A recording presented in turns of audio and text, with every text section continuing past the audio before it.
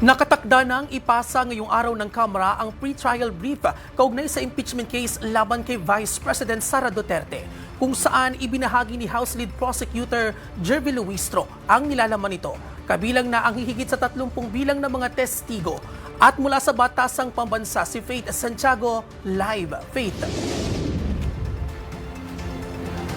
Bien, hinggil sa 30 testigo, tinitiyak kasi ng Kamara na maihain itong mga testimonya sa magaganap na paglilitis. Ayon kasi kay House Lead Prosecutor Luistro, kinakailangang mailista ang pangalan ng mga testigo sa ipapasa na pre-trial brief upang mapaunlakan ang magiging witnesses sa buong impeachment trial laban kay Vice President Sara Duterte.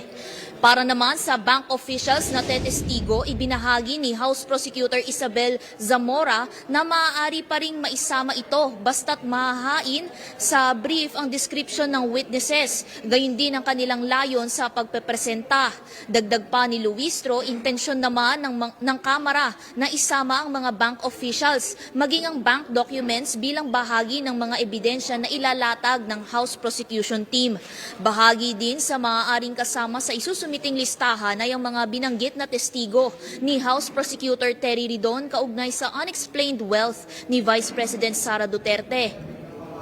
Samantala, ayon kay Luistro, tinatalakay ngayon ang mababang kapulungan ng simultaneous na translation para sa magaganap na paglilitis. Ito'y sa layuning makapaghatid ng accurate na impormasyon sa pamamagitan ng wika o dialektong mauunawaan ng bawat mamamayang Pilipino sa iba't ibang bahagi ng bansa. Ayon kay House Trial Spokesperson Zia Alonto Adyong, batid ng hakbang na makapaghatid ng kalinawan hinggil sa legal terms na mababanggit sa paglilitis.